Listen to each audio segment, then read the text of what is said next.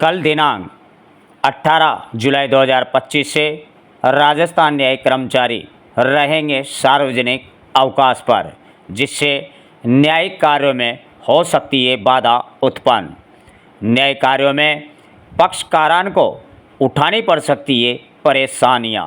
कोटा न्यायिक कर्मचारी संघ के जिलाध्यक्ष श्री नरेंद्र रॉय जैन ने बताया कि अधीनस्थ न्यायालयों, जिला विधिक सेवा प्राधिकरण में पदस्थापित सामान्य सर्वज्ञ और आशुलिपिक सर्वज्ञ का कैडर पुनर्गठन राज्य सरकार की अधिसूचना दिनांक 25/5/2022 व 4/10/2022 के परिप्रेक्ष्य में किया जाना है। उक्त अधिसूचना के परिप्रेक्ष्य में कार्मिकों के विभागाध्यक्ष माननीय राजस्थान उच्च न्यायालय द्वारा प्रस्ताव बनाकर तथा प्रस्ताव को राजस्थान उच्च न्यायालय की फुल बेंच से पास करवाकर दिया व संबंधित जिला न्यायालय लिपिक वर्गीय संस्थापन नियम 1986 में भी संशोधित करवाकर 6/5/2023 को राज्य सरकार को आदेश पारित करने हेतु भेजा जा चुका है। दिनांक 5 मई 2023 से आज तक 2 वर्ष पूर्ण होने पर भी राज्य सरकार द्वारा कोई आदेश पारित नहीं किए गए हैं और राज्य सरकार माननीय राजस्थान उच्च न्यायालय की पूर्ण पीठ से पारित आदेश प्रस्ताव की पालना सुनिश्चित नहीं कर रही है, जो कि संवैधानिक संस्था के आदेशों की अवहेलना है। संवैधानिक संस्था माननीय राजस्थान उच्च न्यायालय के आदेश की अवहेलना राज्य सरकार द्वारा किए जाने पर अधीनस्थ न्यायालयों के समस्त कर्मचारी द्वारा निर्णय लिया गया कि राज्य सरकार द्वारा माननीय राजस्थान उच्च न्यायालय के प्रस्ताव आदेश की अवहेलना करने पर राज्य सरकार का विरोध आज दिनांक 17 जुलाई 2025 को चौथे दिवस भी लगातार संघ के प्रदेशाध्यक्ष सुरेंद्र नारायण जोशी एवं ब्रजेश कुमार शर्मा पूर्व जयपुर जिलाध्यक्ष अनिश्चितकालीन भूख हड़ताल पर बैठे हैं। उसके उपरांत भी आज दिवस तक राज्य सरकार द्वारा पुनर्गठन बाबत कोई कार्रवाई नहीं की गई।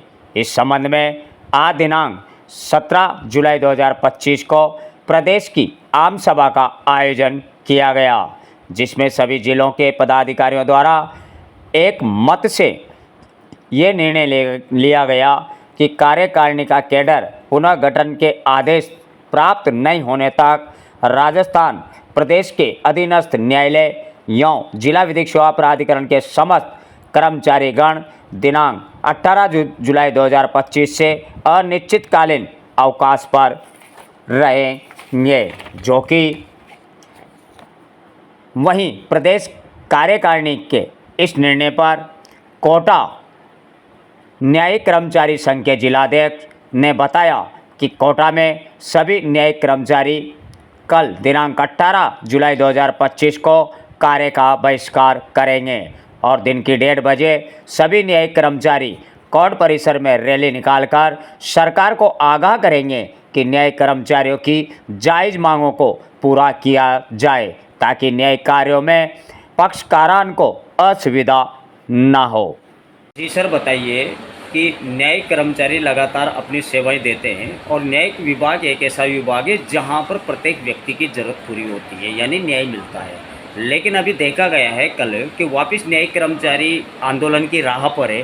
क्या कारण है, क्या मांगे हैं और ऐसी क्या बात है कि न्यायिक कर्मचारियों की ही मांगे पूरी नहीं हो रही जहाँ पर सभी की मांगे पूरी होती है? राज्य सरकार द्वारा सभी विभागों के उनके जो कैडर हैं, जैसे मिनिस्ट्रियल कैडर है, स्टोर कैडर है, पियोन कैडर है, वाहन चालक के कैडर है, सबके पुनर्गठन करके सबके नए वेतनमान लागू कर दिए। राज्य सरकार के इसी अनुक्रम में माननीय राजस्थान उच्च न्यायालय द्वारा हमारे जो लिपिक वर्गीय कैडर, स्टेनो वर्गीय कैडर हैं, इनके पदों के पुनर्गठन बाबत राज्य सरकार को पत्र लिखा 6/5/2023 को और बार बार उस बारे में मीटिंग करने के बारे में, लागू करने के बारे में कई बार पत्र लिखे, लेकिन राज्य सरकार के कान पे जू नहीं रख रही है। इसके कारण हमारे प्रत्येक कर्मचारी को कम से कम भी तो 5,000 रुपये महीने का और अधिकतम 10,000, 12,000, 15,000 रुपये महीने का नुकसान होता है। इस बारे में पहले भी पूर्व में भी हमारे द्वारा 7/5 को आंदोलन किया था, भूख हड़ताल में बैठे थे।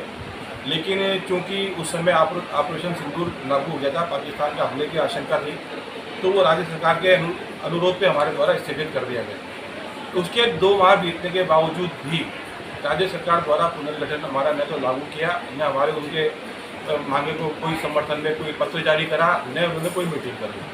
मजबूरन पुनः 14 जुलाई से ये आंदोलन शुरू किया गया भूख हड़ताल का। जयपुर में हमारे प्रांतीय अध्यक्ष भूख हड़ताल पर अनिश्चितकालीन बैठे हैं और इसी कारण से हम लोगों को मजबूरी में आंदोलन को उतरना पड़ा। सर, जैसे भी राजस्थान सरकार ने एक नोटिफिकेशन जारी किया था, कर्मचारियों को कोई तोहफा दिया, क्या दिया है ये तो जानकारी में नहीं है, लेकिन राजस्थान सरकार का ये कहना है कि हम उस व्यक्ति तक पहुंचना चाहते हैं जो व्यक्ति अंतिम छोर पे बैठा हुआ है और उसकी पीड़ा क्या है, उस पीड़ा का निवारण करने के लिए राज्य सरकार है।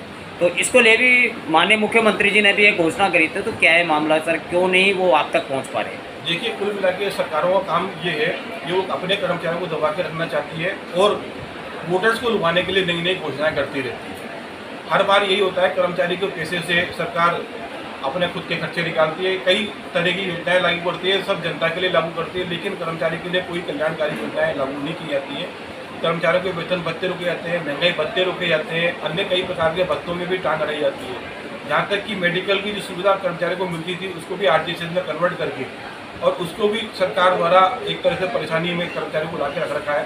तो जगह जगह दवाई के लिए भटकता है, जगह जगह चिकित्सा सुविधाओं के लिए भटकता है। कुल मिलाकर कर्मचारी अधिकारी वर्ग जो है सरकार को भी सोचते हैं कि अपने कर्मचारी जितना ज़्यादा दबा सको, जितना ज़्यादा पैसा रोक सको, वो रोक लो और सरकार दूसरे व्यक्तियों को कल्याणकारी योजनाएं लागू करके उस पैसे को वहाँ पे काम भी ले। न्यायिक कर्मचारी से और न्यायालय से प्रत्येक व्यक्ति जुड़ा रहता है। अगर न्यायिक कर्मचारी अगर आंदोलन पे उतर जाता है तो इससे कितनी अव्यवस्थाएं होती है सर? यदि न्यायिक कर्मचारी मजबूरन आंदोलन को उतरेगा, अभी तो केवल धरना प्रदर्शन चालू किया है, धीरे धीरे ये आंदोलन उग्र होगा। उग्र होकर संपूर्ण न्यायालय बंद करने की भी हमारी योजना है।